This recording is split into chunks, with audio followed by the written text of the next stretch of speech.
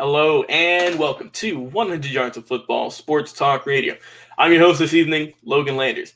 And joining me to talk about the Cincinnati Bearcats 2021 team preview is my fellow co-host at Unscripted.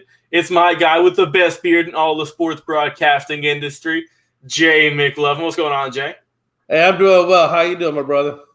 Can't complain one bit, man. It's a great Wednesday when we're filming this live on Facebook, YouTube, and Twitch. Also, if you enjoy this video, please go like, comment, and share. It means the world to us. Also, go check out our podcast, anywhere you can listen to podcasts.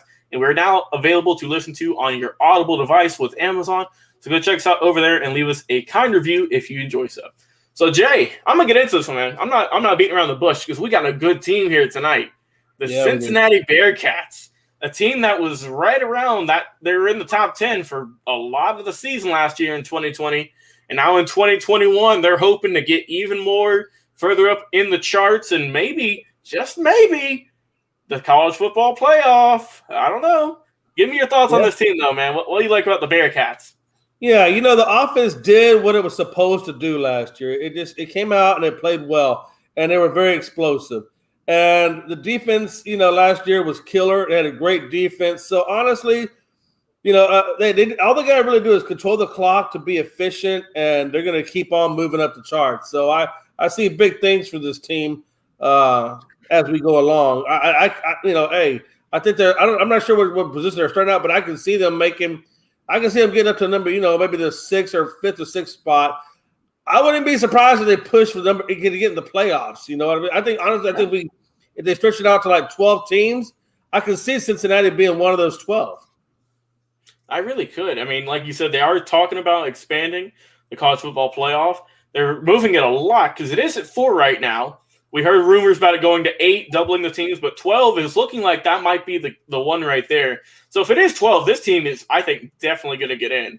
Because, Jay, I'm looking at their schedule, and they had a great year last year. They only lost one game, and that was against Georgia in their bowl game. They only lost by 3 points, too, mind you. So they played a really good team, and they barely lost. And the only teams that I see on this schedule that might cause them any kind of trouble, they're back-to-back games. They're at Indiana they're at Indiana in September, and then a few weeks after, they're at Notre Dame once again. And so, what do you think, man? Do you think that those two are the only guys on their schedule that are going to get in trouble, or do you have any other surprise picks? No, those are exactly if they're going to lose any games, those would be the two. But I really, like we were talking about earlier, I really think Notre Dame is really the only team I really foreseeably see that can actually beat the Cincinnati team. So, I mean, to say they could go 12-1, I mean, that's 12-1 or 11-2, is very easily for them to do. And they're going to be right back in there in contention, trying to fight for that playoff spot. Yeah, that wouldn't surprise me one bit. I mean, for a team that's got a lot of people who are talented, they have a great head coach, they had a good year last year, and hoping to build off of it, it would not shock me at all if this team is still fighting for that college football playoff spot, man. Because, I mean, their schedule is very easy. They might get the strength of schedule knock against them, though. That's the only thing I can see. But they can't help that, though. They're in the conference they're in, and you play who you got to play. So they're going to do the best they can. As long as you win the games you're supposed to win, and maybe get that win against Notre Dame, which I think is going to be the toughest test. Indiana's going to be a good one, too. But I think Notre Dame is definitely number one in terms of your hardest game. You're going to go up against. If you can beat Notre Dame, I think this team could maybe run the table, Jay. Because I think they probably should beat Indiana, honestly. Because Indiana is a good team. We spoke about them the other week. But I think Cincinnati's just got a little bit more firepower. And this is a great team, man. They got a lot of weapons on their field. Speaking of weapons, who do you like on their team, man? Who are some of you guys that you're looking for, whether it's on offense, whether it's on defense? Who do you think is going to be some of their top players this year? Well, obviously Desmond Ridder and is going to be the big one. And I think I'm going to say his name wrong. Messiah Sanders on defense is going to be the two big players for each side of the ball. When I look at Desmond Ridder, he's rising up. He's got a lot of the pieces back. So I expect more of the same from him as we saw last year. It all works around Ridder. I mean, like everything else, like we talked about with quarterbacks, it always works around your quarterback. If your quarterback's great or it has a support cast around him, then your team is going to go right along with that. He's big, he's mobile, he's a veteran passer. He ran for 12 touchdowns last year, hit 66% of his passes. I mean, this is what you want to see. This is what an elite team looks like, And then you got, if you go to your wide receivers, you got returning leader in yardage. In your target, Josh Weil, that's your biggest target at tight end.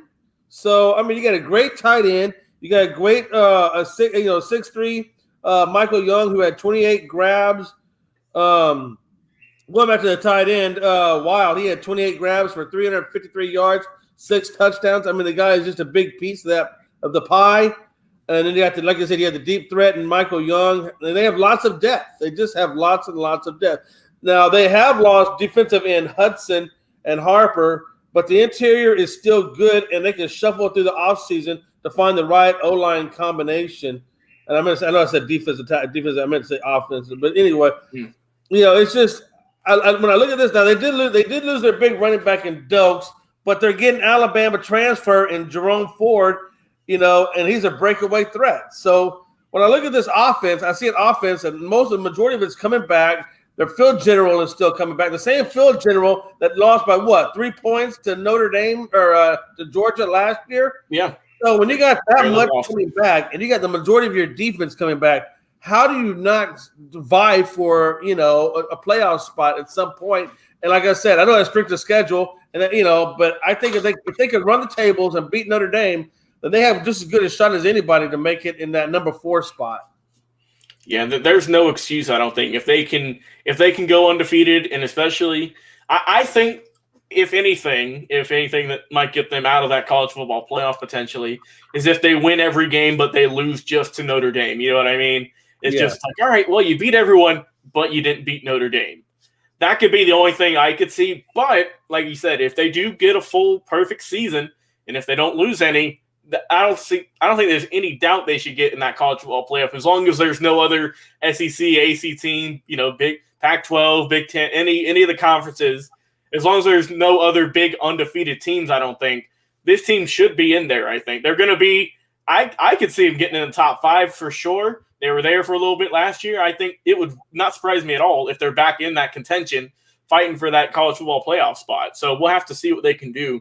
But I actually have 2 guys who I'm looking forward to on this team. They're both on the defensive side of the ball, and that's the cornerbacks who are electric. You got Ahmad Gardner, and then you have Kobe Bryant, man. Those guys are absolute machines at the cornerback position. I know our guy Bobby Butler probably loves watching them play because, man, they are dynamic. They're definitely 2 of their anchors on that defensive side of the ball. They're veterans. They've been on the team for a while. One's a senior, the other one's a junior, so they got good experience. And I mean, with presumably going to be their last year there, it looks like they're going to come in here, ball out, and do what they can do. And we're going to hear. I'm not be surprised if we hear their name on draft day coming up pretty soon, man. It's going to be those guys are the defense would not be what it is without those 2 guys manning the cornerback position. So I love watching those guys play. And I mean, I'm with you, man. It all depends on how Ritter is going to be.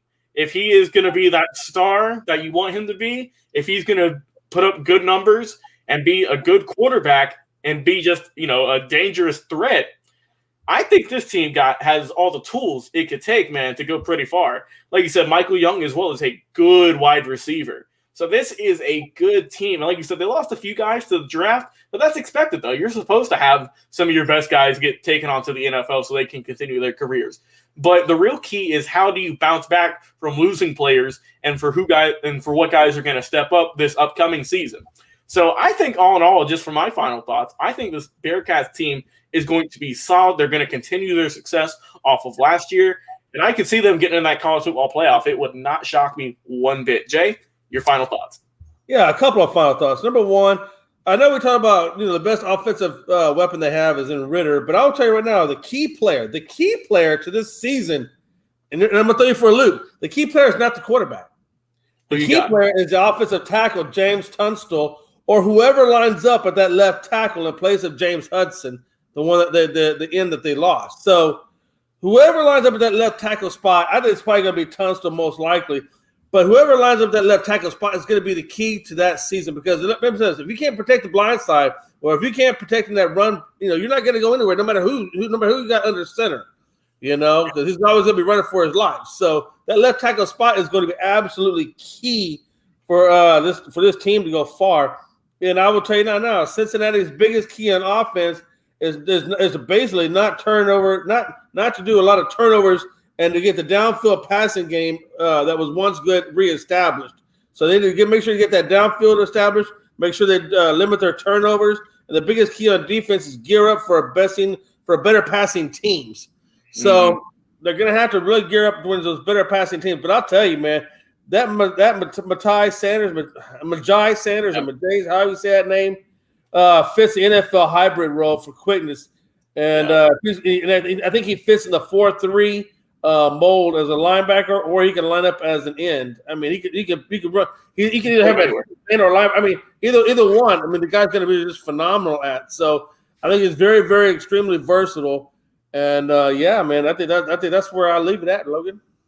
Yeah, I'm expecting these Bearcats to come off the success they had last year, build upon it. Like I said, they're one of the few teams, honestly, that had pretty much a full schedule last year, and now they're just doing it again, but with harder opponents. So yeah, if you, like I said, they barely lost to Georgia at the end of the year in the bowl game, and now they're facing Indiana and Notre Dame, who are their big threats this year.